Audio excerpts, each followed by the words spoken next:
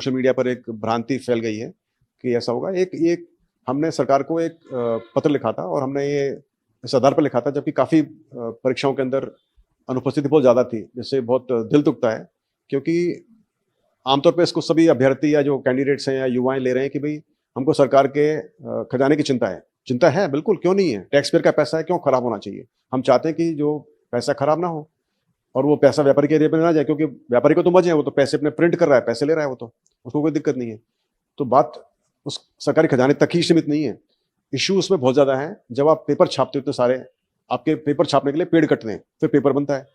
दूसरा, इतनी सारी गाड़ियाँ चलती हैं, तो गाड़ियाँ पेपर बन कर आता है, छपता है, गाड़ियाँ लेकर आती हैं। इतने सारे वीक्षक, डिप्टी कोऑर्डिनेटर पेपर को लेकर स्कूलों में जाते हैं। फिर सबसे जो मुख्य बात है, सबसे दुखद बात है, वो ये है कि यदि परीक्षा में उपस्थिति रहती है 33%, तो हम मान लीजिए कि 33 या 40 टीचर से काम चला सकते हैं, उसकी जगह हमने 120 टीचर मंगा लिए। वो टीचर कहाँ से आ रहे हैं? वो स्कूलों से आ रहे हैं। स्कूल में फिर क्या हो रहा है? वहाँ पढ़ाई नहीं हो रही है। तो ये बहुत ही बड़ा नुकसान हमारे विद्यार्थियों का, छोटे बच्चों का हो रहा है, अभिभावकों का हो रहा है। मतलब कहने का मतलब है कि इससे ये बिल्कुल लूज लूज सिचुएशन है। हमको होना चाहिए विन विन सिचुएशन, यानी कि जो अभ्यर्थी है गंभीरता से उसको लें, वो फॉर्म भरें और वो बैठें, तो बिल्कुल सही है। ठीक है, 5-10% कमी हो सकती है, कोई बच्चा बीमार हो गया, गाड़ी छूट गई, उसका कहीं सिलेक्शन हो गया और किसी का मन बदल गया तो नहीं आया वो, ठीक है। लेकिन आपने बिना तैयारी किए, बिना कुछ किए आपने फॉर्म भर दिया, फिर आपने तैयारी भी नहीं की, फिर आपने नहीं आए, तो इससे राज्य का नुकसान तो होता ही है, साथ में जो हमारे विद्यार्थी हैं उनकी पढ़ाई का नुकसान होता है।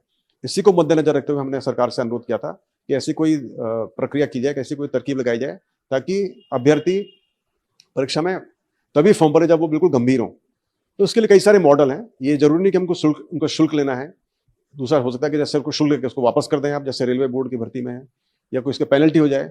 कई सारे जो भी एक उचित, जिससे कि युवाओं को नुकसान ना हो, उनको भी इस बात का पता लगे कि उनको गंभीर होकर फॉर्म भरना है, हम वो चाहते हैं। हमारा ऐसा कुछ भी मकसद नहीं है कि पैसे कमाने हैं, सरकारी खजाना बढ़ाना है या कुछ करना है, ऐसा कुछ भी नहीं है। इसको बिल्कुल गलत तरीके से ना लें। यदि मुझे मालूम था कि जब मैंने इसको ट्वीट भी किया था कि इससे काफ़ी विरोध होगा, लेकिन मैं यहाँ पर अपने सपोर्टर्स या अपने फॉलोअर्स बढ़ाने नहीं आया हूँ। बड़े अच्छी बात है, मैं चाहता हूँ बहुत ज़्यादा बढ़ें, मैं बहुत ज़्यादा लोगों से जुड़ूँ, लेकिन इसका मतलब ये नहीं कि जो चीज़ गलत होगी वो गलत उसको ना बोलूँ मैं। तो मुझे जो लगा गलत वो गलत मैंने बोला, और मैं दोबारा बोलता हूँ कि बिल्कुल गलत है। बच्चों को आना चाहिए परीक्षा में।